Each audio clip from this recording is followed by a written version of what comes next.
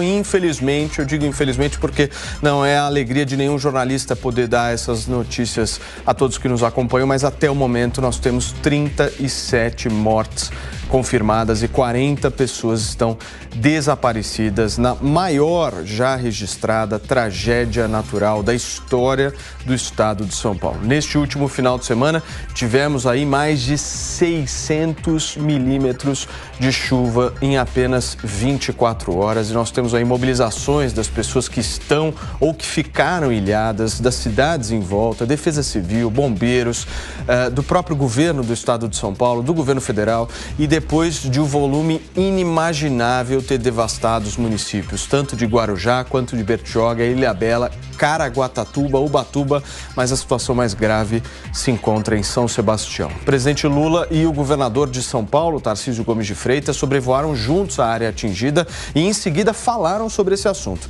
A gente separou alguns trechos para analisarmos agora.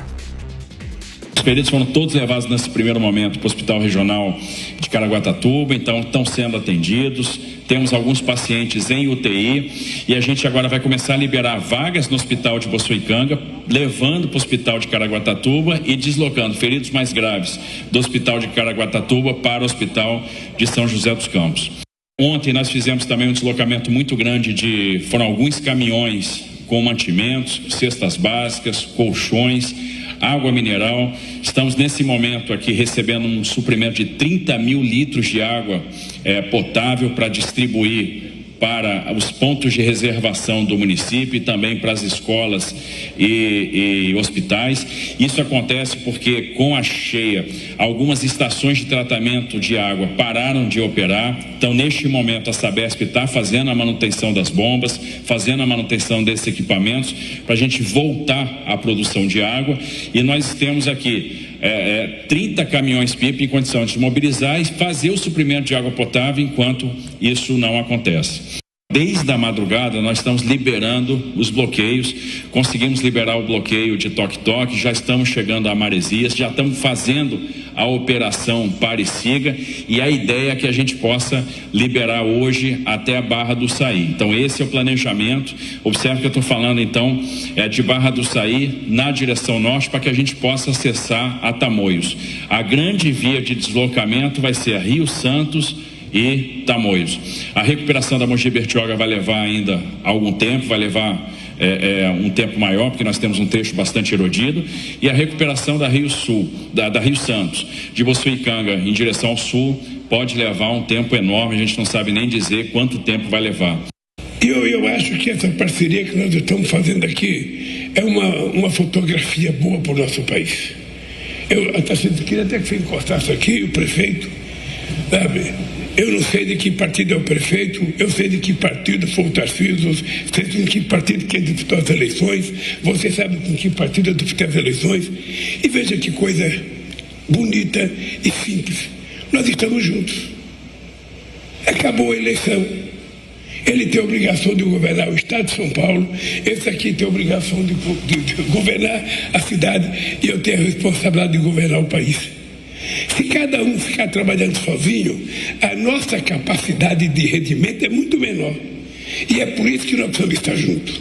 É por isso que nós precisamos compartilhar as coisas boas e as coisas ruins. Porque juntos nós seremos muito mais fortes e São Sebastião será recuperada muito mais rápido. Bom, tá aí alguns trechos das falas tanto de Tarcísio quanto de Lula. Vamos conversar com o nosso time. Temos Fábio Piperno, Jorge Serrão, Nelson Kobayashi. Senhores, ótima tarde. Muito o que conversar nesta segunda-feira, ao vivo aqui na PAN. Piperno, independente do passado de cada um, independente do histórico de cada um, tem adultos na sala tratando de um tema tão sério quanto esse? Boa tarde, Paulo. Boa tarde aos colegas, à nossa audiência. Tem sim, mas isso nos mostra, nos evidencia algo positivo, civilizado e ao mesmo tempo preocupante. Veja, Paulo, é civilizado porque há uma calamidade, né? Há uma tragédia que acabou ceifando vidas aí de pelo menos 37 pessoas, centenas, milhares até de pessoas desabrigadas, pessoas que ficam aí ao relento e que têm os seus futuros absolutamente incertos depois de tudo isso que a gente testemunhou. Agora, o preocupante, Paulo, é que a gente tem que elogiar esse tipo de coisa por falta de hábito, porque raras vezes os líderes políticos do Brasil procederam assim. Então, veja, a gente está elogiando o que nos parece ser uma exceção e algo que, na verdade, deveria ser a regra. Eu me lembro ano passado, nós estávamos juntos, eu, você e o Serrão, falando aqui sobre aqueles tufões lá na Flórida, né, que acabaram devastando algumas cidades, alguns bairros de algumas cidades importantes. E naquele momento o governador Ron DeSantis, um governador republicano e que é um pré-candidato a presidente da República, se encontrava com o presidente Biden exatamente para discutir soluções. Então, essas coisas, elas deveriam fazer parte das obrigações dos líderes políticos e, infelizmente, a gente exalta o que está acontecendo aqui por se tratar de uma mera exceção. Serrão, merece elogio essa aproximação ou é uma obrigação de ambos? Não, merece elogio sim. Saudações, meus amigos, meus amados haters. A gente chega à conclusão que aquele velho ditado popular tem muita razão. Deus escreve certo por linhas tortas.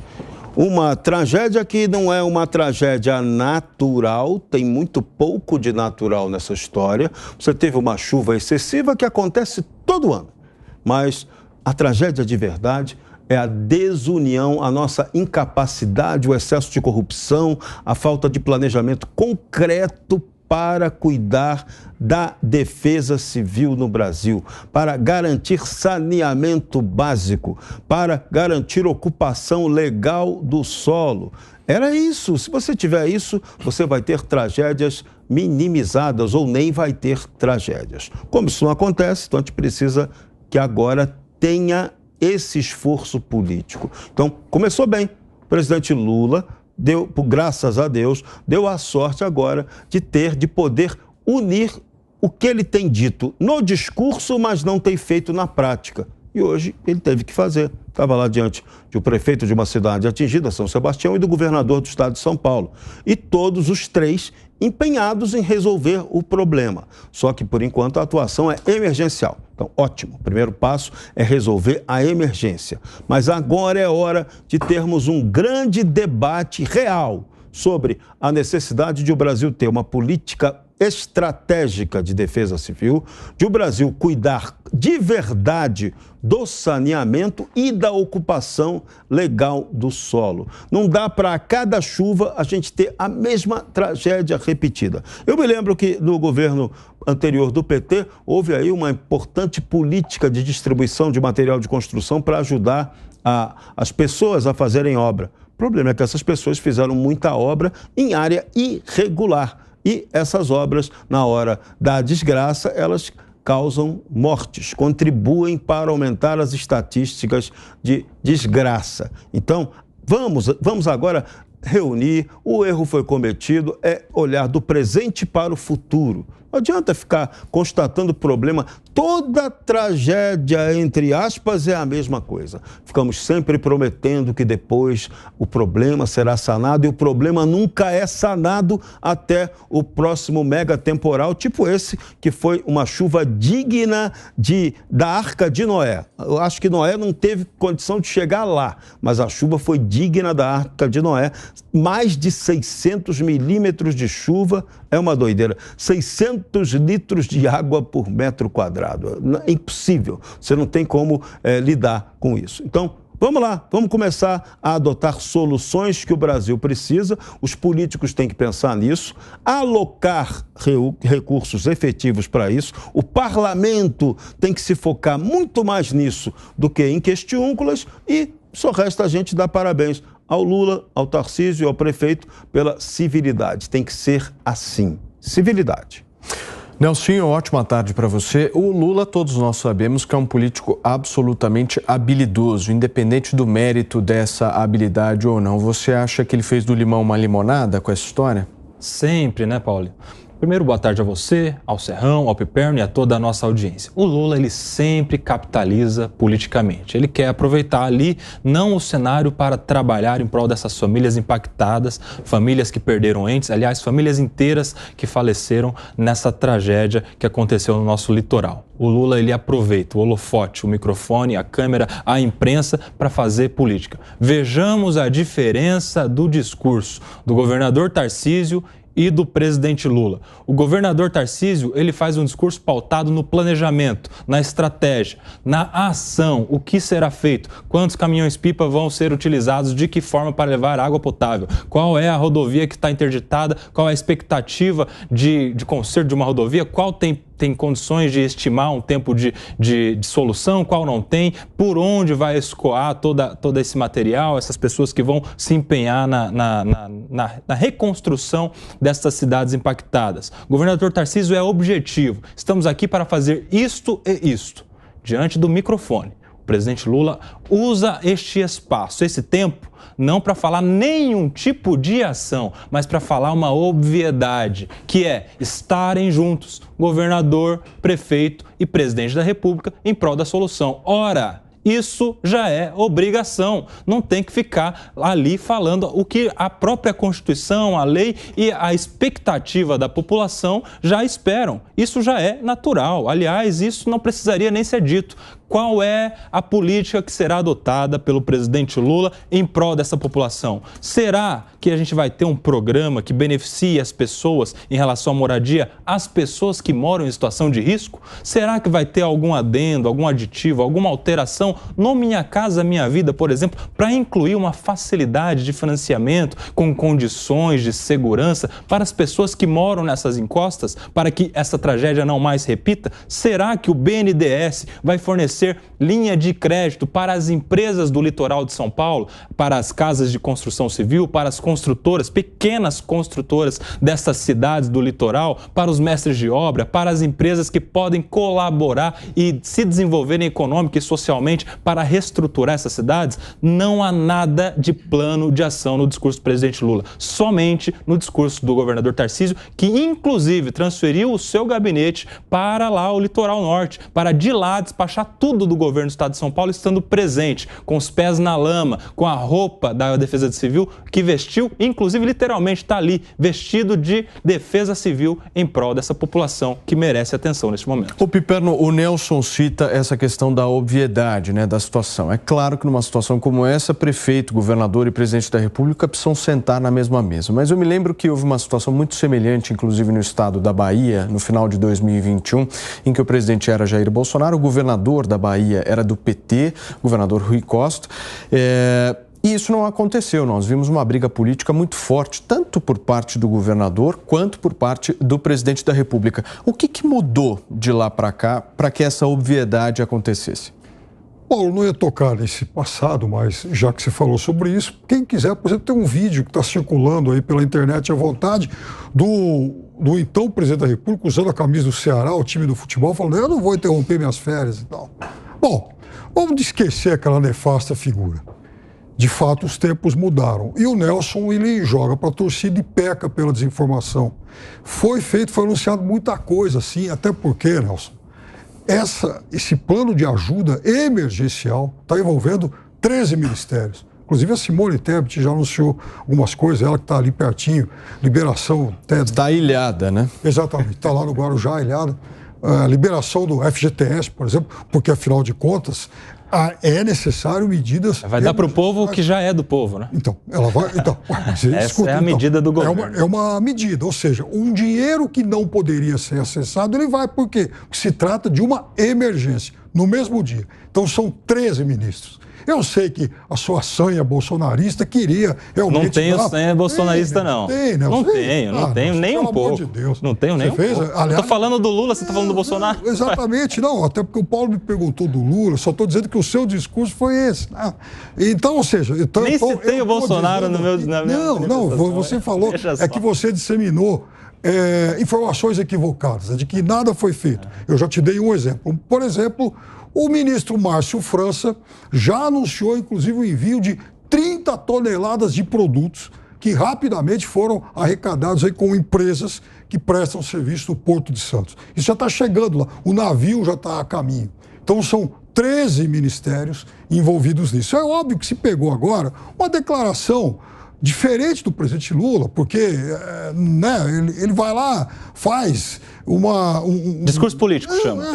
Exatamente, um discurso político numa situação que cabe numa situação como essa, porque o discurso do presidente do estadista também está feito. Então, a nossa produção optou por extrair um trecho um pouco mais sensacional e que acho que vale sim. Mas ele também falou até mesmo sobre se evitar a construção em costas. Os outros ministros falaram em ajudas. Então, tem um pacote de auxílios a caminho. Quem quiser ver, por exemplo, procura aí o que o ministro Márcio França já anunciou. 30 toneladas de produtos que incluem, por exemplo, comida, colchões, roupas, né? Material lá de, enfim, kits aí hospitalares. Tem lá bastante coisa. A ajuda está chegando. Então, a gente não pode simplesmente politizar esse tipo de questão. A gente não pode politizar esse tipo de questão? A gente tem que mostrar o que realmente está sendo feito. E muita coisa sendo feita. Por favor, Nelson. Achei que o Nelson queria falar. Por favor. Politizar essa questão é super importante, mas a gente tem que politizar da maneira correta. Ontem, por exemplo, nas redes sociais, muita gente que não gosta, você pode gostar e não gostar da primeira-dama, estava lá um carnaval contra a primeira-dama, então ataque violento. As pessoas morrendo em São Paulo e a Janja sambando. Peraí, ela estava no carnaval em Salvador, onde não caiu uma gota d'água. Então, ela estava lá no compromisso dela. E hoje o Lula foi lá e teve a medida correta, sensata, de ir atrás da crise. Então, a gente tem que separar as coisas. A crítica pela crítica não é fazer política. Esse cuidado a gente tem que tomar. A gente tem que cobrar do governo a medida sensata e correta. Quando a gente critica que o governo dá dinheiro para o brasileiro fazer construção irregular, essa é uma análise que procede. Não adianta você distribuir dinheiro dessa maneira. Agora, quando você distribui o dinheiro dentro de um contexto, de um projeto concreto, como o Nelson lembrou ainda há pouco, de incentivar a construção civil, de garantir o trabalho de saneamento, aí é legal. Agora, Lula, ele também é muito esperto, ele sabe que agora ele teve que lidar com um governador que tem um perfil diferente. Tarcísio de Freitas não vai para lá para conversinha, para fazer discurso político. Ele vai para lá para ser o tecnocrata em que ele é especialista em ser. E como tecnocrata, ele vem com a solução. Então não adianta chegar o cara político e vir contar historinha. Ele não está indo contar historinha. Ele está indo com solução emergencial e depois ele vai se abrir para o debate da solução estratégica mais aprofundada para aquilo não repetir. Então é diferente. Se o Lula chegar colocando no mesmo nível em que muito político costumava fazer, de ficar só no papo da politicagem, aí ele se dá bem, mas com o Tarcísio ele não pode aplicar o papo de politicagem, ele tem que levar a realização efetiva. Então isso é ótimo, melhora o nível do debate político. Repito, a questão tem que ser política, a gente tem que tomar cuidado para ser oposição sem levar para a politicagem. Muito bem, senhores, eu vou passar a palavra para você, Nelson, mas antes eu queria ir para São Sebastião, porque nesse momento temos conectado aqui para trazer maiores informações sobre esse desastre que assola o litoral norte de São Paulo, a nossa Beatriz Manfredini, que já está conectada e vai trazer um pouco de atualização para a gente, né, Bia? Ótima tarde para você. Oi, Paulo. Boa tarde para você também. Olha, a gente segue aqui em São Sebastião, no litoral norte de São Paulo, município que teve mais mortes confirmadas até o momento. São 35 mortes. E a gente conseguiu acesso a uma região aqui, a região de Itatinga, que está cheia de lama. Nós temos uma comunidade aqui de algumas ruas cercadas de lama. Dá para a gente ver, para quem nos assiste por imagens, olha, pelos meus pés, olha, a bota, a galocha, ela chega quase até o final ali, toda de lama. lama. Isso aqui nem é o lugar que mais tem lama em que nós já estivemos. Foi um longo caminho aqui e o que a gente vê são os moradores trabalhando mesmo na enxada para tentar tirar uma camada muito grossa, muito grande de lama misturada com água. Quando a gente olha lá no topo aqui desse morro, a gente consegue ver o rastro de destruição deixado pela chuva. De acordo com os moradores, tem entre 5 e 6 casas que vieram abaixo aqui, então, na região de Itatinga, também conhecida como comunidade Topolândia. Ninguém ficou ferido nesta comunidade, mas então de 5 a 6 casas vieram abaixo. Dá para ver os restos das casas ali, tem tênis, tem pedaço de TV, tem tronco de árvore.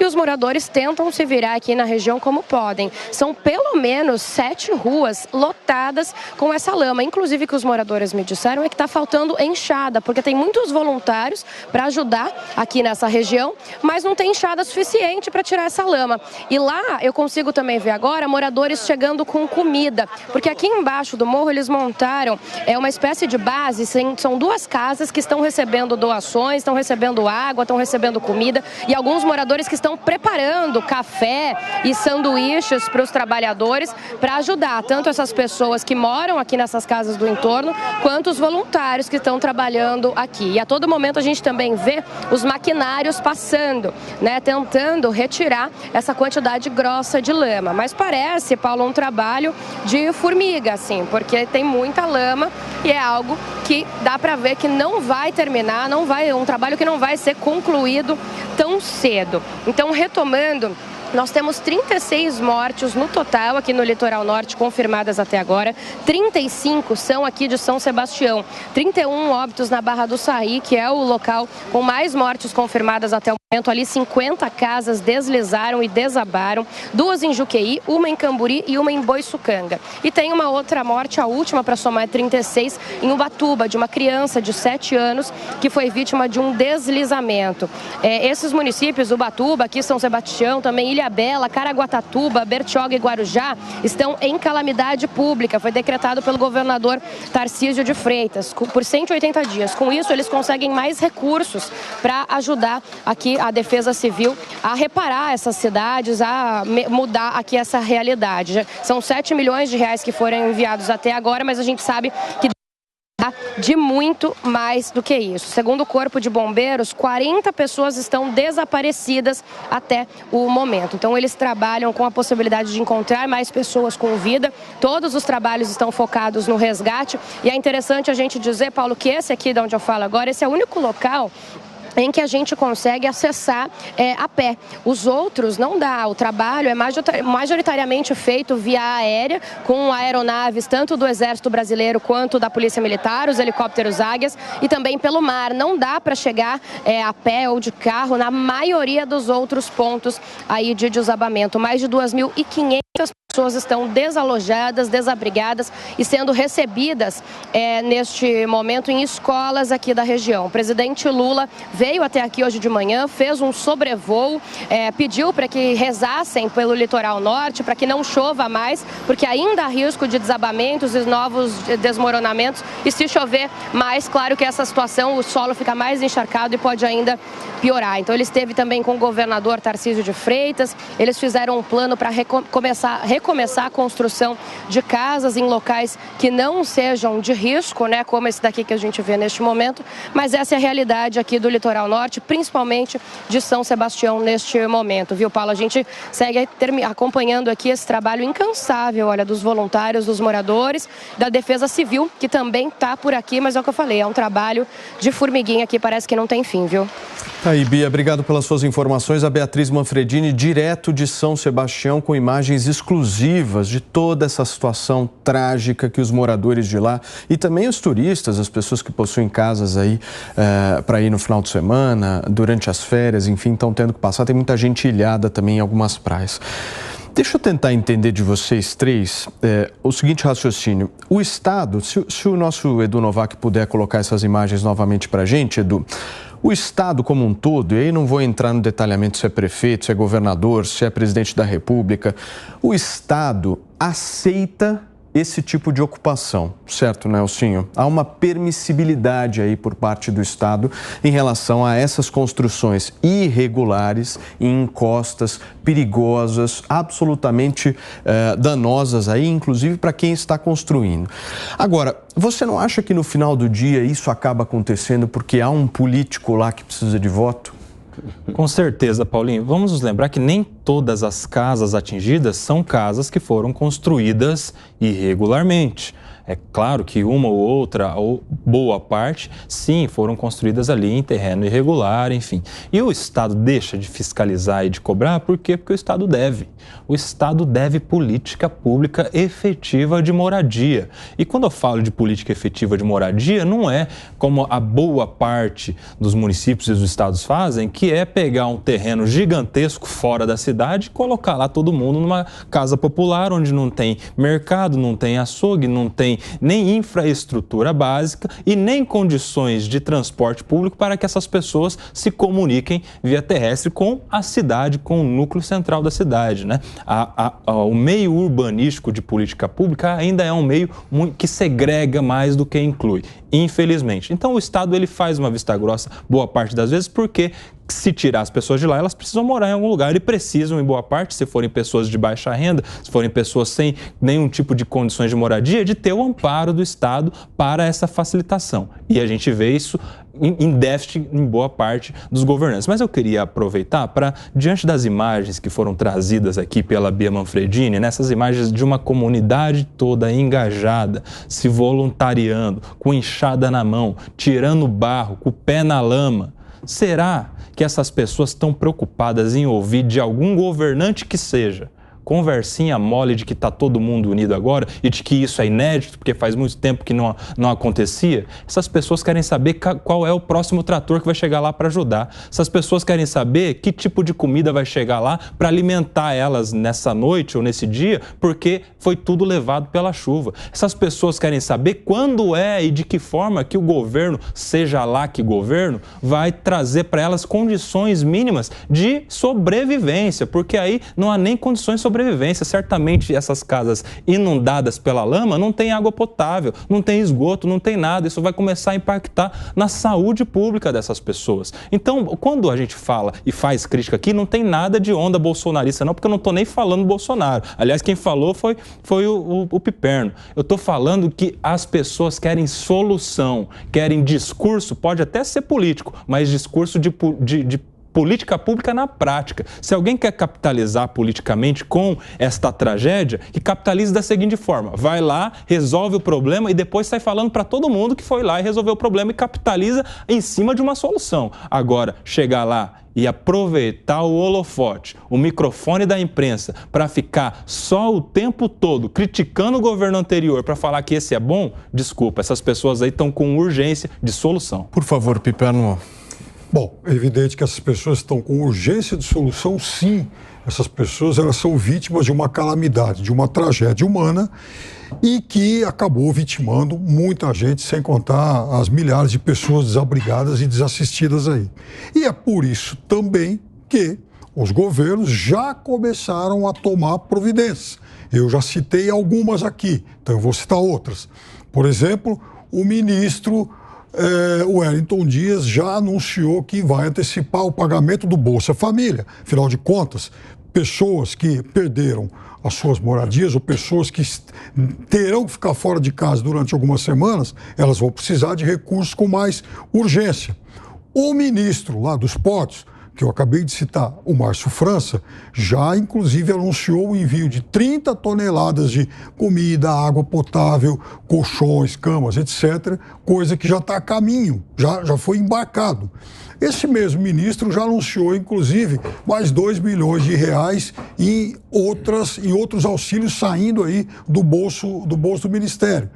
A Simone Tebet também já anunciou, por exemplo, a liberação do FGTS. Então, as providências, elas estão sendo tomadas para uma situação que, infelizmente, como eu disse, é uma tragédia. Agora, dizer que as pessoas, os líderes políticos que estão lá, foram lá só para usufruir dos holofotes, cruzando os braços e ninguém está fazendo nada, não é verdade. É jogar para a torcida. E é óbvio que esse tipo de imagem causa, sim, uma indignação muito grande. Eu estou indignado em ver isso. As pessoas não mereciam, ninguém merecia passar por isso. Agora, várias providências já estão sendo tomadas pelo governo federal, pelo governador do estado e também pelas prefeituras. Mas, Piperno, volto a insistir nesse assunto.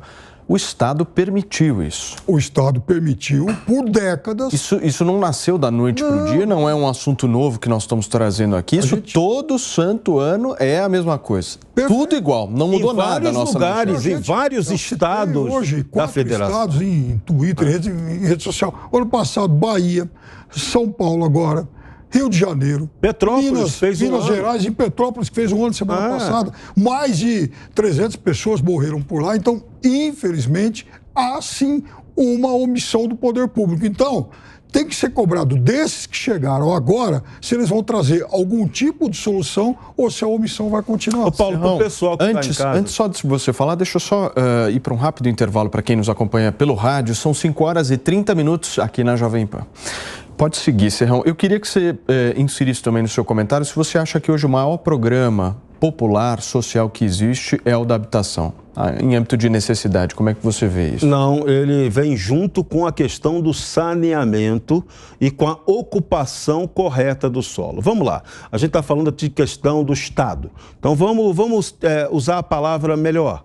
A questão não é Estado, é o Estado com E maiúsculo. Isso é o poder estatal que envolve União, Estados e municípios. Ali naquela região, por exemplo, onde aconteceram as tragédias, é perto de estrada federal, é área de proteção ambiental. Não poderia estar ocupada por seres humanos. Ponto. Essa questão. Só que nós aqui não temos nem política de ocupação urbana, nem política correta de utilização do solo. Falar em saneamento e água e esgoto, a gente está de brincadeira, né? Então o Brasil brinca disso o tempo todo. A gente aprovou um marco do saneamento que parte da esquerda teve a cara de pau, a canalice de votar contra. E nós temos que lutar por isso. Então agora é esse o caminho, é urbanização correta, é saneamento, é ocupação de espaço correto e política efetiva de habitação, de construção civil, porque ela é extremamente geradora de emprego e renda e traz bem-estar para a população. Então a gente tem que pensar em soluções corretas. Junto com isso, você também tem que ter uma política de aproveitamento da chuva. Toda hora, eu escrevi meu artigo de hoje no site da Jovem Pan falando disso. A gente tem crise hídrica. Ou a crise hídrica é pela falta d'água ou pelo excesso de água. Não temos uma política efetiva de uso e reuso. Viu quanta água que caiu? E a gente não aproveita essa água para criar um reservatório, para produzir energia, para ter uma canalização que evite que essa água, para que essa água tenha escoamento correto, para evitar o desastre. Então, de novo, a tese do desastre natural não se sustenta. O desastre é muito mais governamental do que efetivamente natural. Chover sempre choveu muito naquela região. A média mensal ali é 230 a 240 milímetros. É chuva pra caramba. Só que dessa vez, em 2 ou 3 horas, caíram 600 milímetros de água, ou seja, 600 litros por metro quadrado de água. É quase uma caixa, metade, um pouquinho mais de uma caixa d'água dessa de 1.000 litros. É muita água. Então, vamos lá, vamos fazer política pública, vamos debater e realizar o plano. O que falta ao Brasil é debater a coisa correta e depois realizar a coisa correta. A gente não faz nem uma coisa, nem outra. E a cada tragédia, o mesmo papo furado, a mesma cobertura da imprensa, a mesma conversinha dos políticos. Só que pelo menos agora melhorou, né? O presidente Lula veio lá e defendeu o diálogo civilizado. Dessa vez, tem que dar parabéns ao Lula porque agiu corretamente. Oposição, insisto, tem que ser feita de maneira responsável.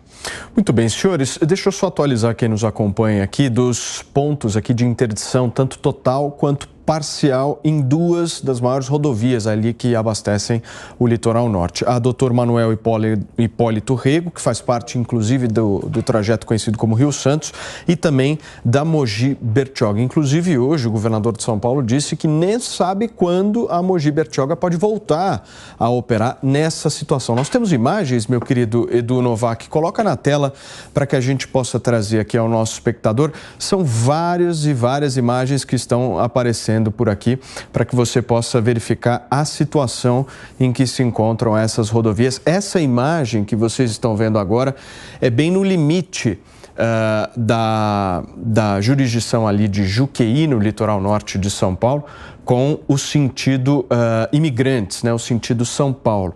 As pessoas não conseguem passar. Serrão, Nelsinho, Fábio Piperno, essas imagens, elas foram feitas agora há pouco mais aí de 2 horas. Erosão. E por isso que o governo falou que agora é muito difícil ainda se estabelecer o que de fato sobrou da Rio Santos, o que tem de intacto lá. Né? A Mogi Bertioga está numa situação um pouco mais difícil do que a própria Rio Santos, mas há pontos em que deixam as pessoas que estavam, inclusive, em praias como, por exemplo, Juqueí, Barra do Saí, Baleia, Camburi, Boiçucanga, Praia Brava, Maresias, ilhadas, porque elas não conseguem nem ir no sentido de São Paulo, nem muito menos no sentido do Rio de Janeiro. Então, há necessidade de esperar a água baixar e a gente verificar como é que o Estado vai conseguir a liberação dessas rodovias e pessoas, inclusive, coloca o nosso time na tela, Edu, por favor, pessoas, inclusive, senhores, que estão bem, só que sem nenhum tipo de comunicação, né? Porque há pontos ali dessas praias específicas em que não há mais energia elétrica e o celular já acabou a bateria há bastante tempo. Então a situação ela é trágica para todos os níveis sociais, desde o mais pobre, que obviamente sofre mais, mas aqueles mais ricos que se encontram em lugares um pouco mais seguros também sofreram nesse final de semana. Tem uma diferença aí. A tragédia do mais rico é ficar isolado sem celular, sem energia, né? Não dá para comparar. A tragédia do mais pobre é não saber se ele vai comer à noite. Sem dúvida. Se ele sobrevive. Mas só tem um detalhe. Há, inclusive, problemas de abastecimento de água. Nós vimos de manhã um caminhão com mais de 1.000 litros de água tentando acesso ao local. Então, ao longo desse período, desse tempo que nós estamos vendo passar, a situação ela vai se complicando também, independente da classe social. É óbvio que quem está numa situação como essa que a Beatriz Manfredini mostrou para a gente está numa situação muito pior. Mas eu vi imagens circulando nas redes sociais, inclusive de casas alagadas com mais de metro, Piperno. Casas realmente de alto padrão alagadas. Você vai se lembrar, não faz muito tempo, alguns anos, uns 10 anos talvez, uma imagem muito forte de uma pousada que se desintegrou. Matou toda a família que era a proprietária daquele estabelecimento e muitos hóspedes, inclusive. Foi em Angra dos Reis isso. Entre Angra e Paraty. Entre Angra e Paraty, exatamente. Pedaço. Então, de Angra dos Reis para cá, todo ano tem algum tipo de tragédia naquela região. Muitas vezes atingindo, claro, a probabilidade de que as pessoas mais pobres sofram mais é muito maior, porque elas residem em condições muito mais precárias. Agora, todo mundo, na verdade, virou, alvo. Todo mundo corre esse tipo de risco. Inclusive, a gente viu até mesmo no Guarujá ontem, imagens de carros sendo levados, até carros de luxo. E no Guarujá isso não acontecia com frequência, ou pelo menos não nessa intensidade. Então, até lá agora se tornou uma área um pouco mais complicada. Em Angra dos Reis é uma área de altíssima ocupação irregular e em área de risco. Se esse temporal, 600 milímetros, tivesse caído naquele ponto ali de Angra, entre Angra e Paraty, a tragédia humana teria sido muito maior, com certeza absoluta. Muito bem. Agora, Nelson, é tudo muito lento, né, por parte do nosso poder público, né, porque o desastre ocorreu no sábado, na segunda-feira, então, temos essa reunião mostrando que todos os entes vão estar unidos, enfim, mas só aí já foram quase 72 horas. Pois é, tudo muito lento. O que o governo pode fazer é se utilizar, por exemplo, de mecanismos de licitação emergencial, de compra emergencial que dispensa licitação, por exemplo, para contratação de empresas que possam ajudar. Talvez seja muito mais efetivo contratar ali as construtoras mais próximas da região para utilizarem ali os seus tratores, seus mecanismos, até mesmo o seu pessoal, para fazer algum tipo de auxílio às forças públicas na limpeza e na recuperação destas vias aí, até para liberar essas pessoas ilhadas e para fazer chegar materiais importantes para essas comunidades, né? Essa situação emergencial, por isso foi decretada a calamidade pública. Exato. Para permitir isso. 6 municípios, né? Exato. A calamidade pública, o estado de calamidade pública faz se justificar, por exemplo, a dispensa de licitação para essas contratações emergenciais mesmo. Além disso, é importante destacar um trabalho muito bem feito pelo Corpo de Bombeiros do Estado de São Paulo,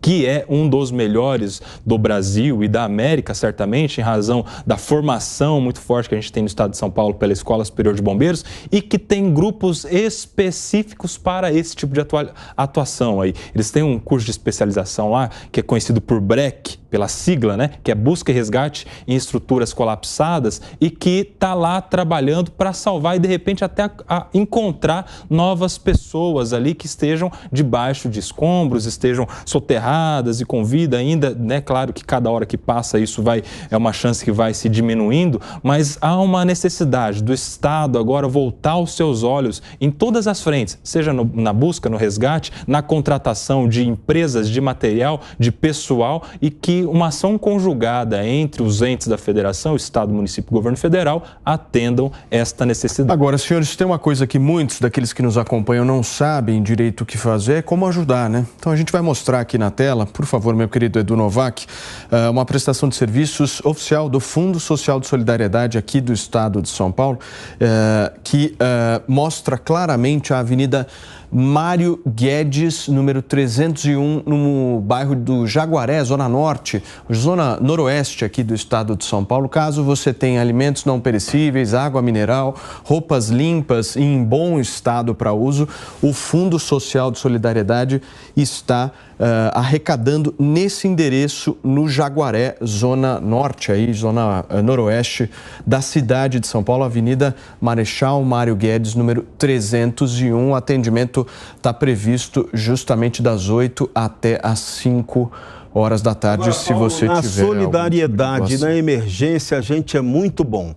O que falta a nós é a questão do planejamento de médio e longo prazo. Esse tipo de tragédia que não é natural, ela não pode se repetir com a frequência com que ela se repete no Brasil. Esse é o drama. Todo carnaval, todo fevereiro e março, as águas de março nem chegaram ainda. Quer dizer, a gente tem que parar com isso, tem que ter uma política de defesa civil. Esse é o ponto. E defesa civil não é a defesa civil que temos hoje, não. A que temos hoje, aparentemente, ela é boa. Ela tem que ser, a política estratégica tem que ser mais ampla do que o que a gente tem hoje. Acabar, ser radical, não pode ocupar área de risco. Ponto. Tem que ter obra nessas estradas. Essa questão da Rio Santos ali tem que resolver a privatização dessa estrada, a concessão dela. Essa estrada tem que ser uma estrada segura, ela não é. É uma estrada perigosíssima. Então, toda vez tem acidentes desse tipo. Muito bem, gente. Olha, nós estamos vendo imagens. Coloca na tela novamente, Edu Novak, para que a gente possa acompanhar ao vivo. Aqui são imagens do nosso time de jornalismo da Jovem Pan, pessoas que também estão nessas localidades e mandando para a gente com verdadeiras situações de ilhas que estão se formando, né? Há uma barreira muito forte localizada em vários pontos, tanto da Rio Santos quanto da Mogi Bertioga, que impossibilita as pessoas que se encontram nessas localidades de voltar para São Paulo ou de ir para o Rio de Janeiro, enfim, voltar para suas casas de origem.